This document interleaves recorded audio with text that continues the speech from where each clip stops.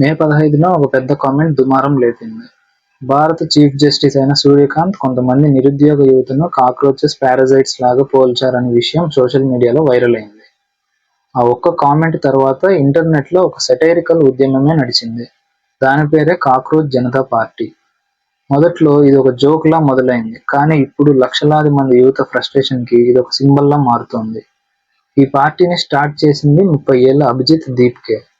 అతను పూణేలో జర్నలిజం చదివాడు. తర్వాత అమెరికాలోని బోస్టన్ యూనివర్సిటీలో పబ్లిక్ రిలేషన్స్ లో మాస్టర్స్ చేశాడు. 2020 నుంచి 22 వరకు Aam Aadmi party social media టీంలో కూడా పనిచేశాడు. సోషల్ మీడియా ఎలా ప్రజల ఆలోచనని మార్చుతుందో, మీమ్స్ ఎలా రాజకీయ ఆయుధాలుగా మారుతాయో అతనికి బాగా తెలుసు. అందుకే ఈ కామెంట్ వైరల్ అయిన వెంటనే అతను ఒక పోస్ట్ పెట్టాడు. అదేంటి అంటే, అన్ని కాక్రోచెస్ కలిసి వస్తే ఏంటి పరిస్థితి అని పోస్ట్ చేశాడు. అంతే, ఆ ఒక్క లైన్ వైరల్ అయిపోయింది. కొన్ని గంటల్లోనే వెబ్సైట్ వచ్చింది, ఇన్స్టాగ్రామ్ పేజ్ వచ్చింది, ఎక్స్ అకౌంట్ కూడా వచ్చింది. వేలాది మంది జాయిన్ అవ్వడం స్టార్ట్ చేశారు. ఇంకా ఇంట్రెస్టింగ్ విషయం ఏంటి అంటే, కొంతమంది రాజకీయ నాయకులు కూడా దీనిపై రియాక్ట్ అవ్వడం స్టార్ట్ చేశారు. వాళ్ళల్లో మహువా మొయిత్రా, కృతి ఆజాద్ వీళ్ళిద్దరూ టీఎంసీ ఎంపీలు.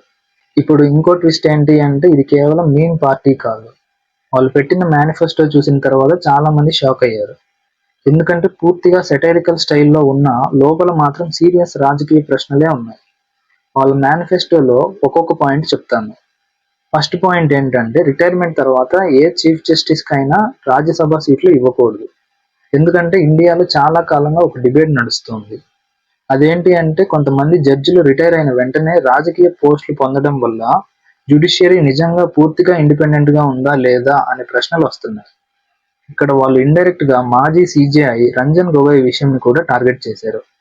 రెండో పాయింట్ ఏంటి అంటే, ఓటర్ల పేర్లు తప్పుగా డిలీట్ అయితే అది చాలా పెద్ద నేరంగా పరిగణించాలి అని చెప్పారు. అలాగే ఈసీఐ మీద అరెస్ట్ వారెంట్ ఇష్యూ చేయాలని కూడా చెప్పారు.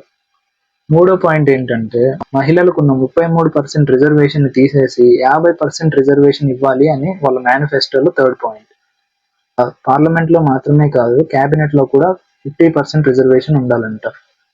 నాలుగో పాయింట్ ఏంటంటే, పెద్ద కార్పొరేట్ మీడియా హౌసెస్ పై యాక్షన్ తీసుకోవాలి అని అన్నారు.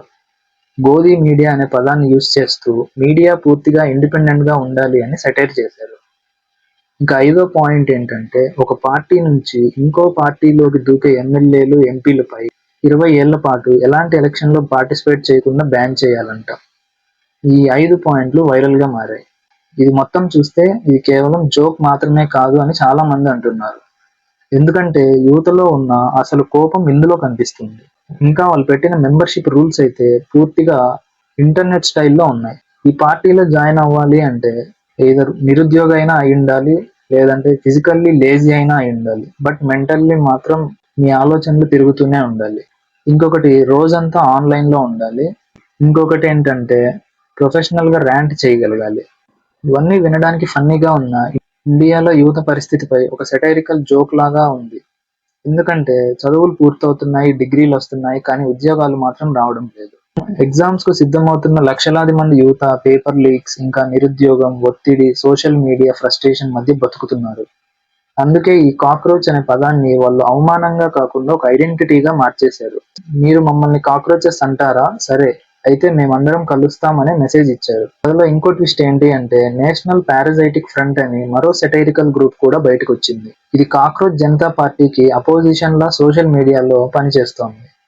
వాళ్ళు చెప్పేది ఏంటి అంటే, సిస్టమ్ బ్రోకెన్ సిచ్యువేషన్ లో ఉంది, దానిలో బ్రతుకుతున్న వాళ్ళనే పారాసైట్స్ అంటున్నారు. ఇప్పుడు సోషల్ మీడియాలో ఒక పెద్ద డిబేట్ నడుస్తోంది. అదేంటి అంటే, ఇది కేవలం మీమ్ కల్చర్ మాత్రమేనా, లేక నిజంగానే కొత్త తరహా డిజిటల్ పొలిటికల్ ఉద్యమమా అని.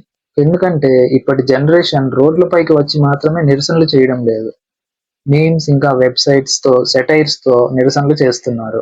చరిత్రలో కొన్ని సందర్భాల్లో ప్రజలను పురుగులు, పారాసైట్స్ లాంటి పదాలతో పోల్చడం చాలా ప్రమాదకరంగా మారిందని అంటున్నారు. రవాండా జెనోసైడ్ సమయంలో కూడా ఇలాంటి పదాలు వాడారని కొందరు గుర్తు చేస్తున్నారు. నాజీ జర్మనీలో యూదుల్ని కూడా రాట్స్, పారాసైట్స్ అంటూ ప్రోపగండా చేసేవారని చర్చలు వచ్చాయి. అందుకే దేశంలో అత్యున్నత న్యాయస్థానం నుంచి వచ్చే మాటలు కూడా చాలా జాగ్రత్తగా ఉండాలి అని చాలా మంది అంటున్నారు. తర్వాత సూర్యకాంత్ గారు ఒక క్లారిఫికేషన్ కూడా ఇచ్చారు. అదేంటంటే, తాను మొత్తం యువతను కాదు, ఫేక్ డిగ్రీలతో సిస్టంలోకి వచ్చే కొంతమందిని ఉద్దేశించి చెప్పారని అంటున్నారు. కానీ అప్పటికే విషయం అంతా వైరల్ అయిపోయింది. ఇప్పుడు ఒక క్వశ్చన్ ఏంటి అంటే, ఈ కాక్రోచ్ జనతా పార్టీ కొన్ని రోజుల ట్రెండ్ మాత్రమేనా, లేక ఇండియాలో కొత్త తరహా డిజిటల్ రాజకీయ ఉద్యమాలకు ఇది స్టార్టింగ్ పాయింటా అని అది ఇప్పుడే చెప్పలేం. కానీ ఒక విషయం మాత్రం క్లియర్ గా ఉంది. ఏంటి అంటే, ఇండియాలో యువతలో ఉన్న అసంతృప్తి, నిరుద్యోగ భయం, సిస్టమ్ పై కోపం ఇవి ఇప్పుడు మీమ్స్ రూపంలో బయటకు వస్తున్నాయి. మరి ఈ ఉద్యమం ఎక్కడికి వెళ్తుందనేది చూడాలి. దీని మీద మీ ఒపీనియన్ ఏంటి అనేది కామెంట్ చేయండి. వీడియో నచ్చితే లైక్ చేసి సబ్స్క్రైబ్ చేయండి. జై హింద్.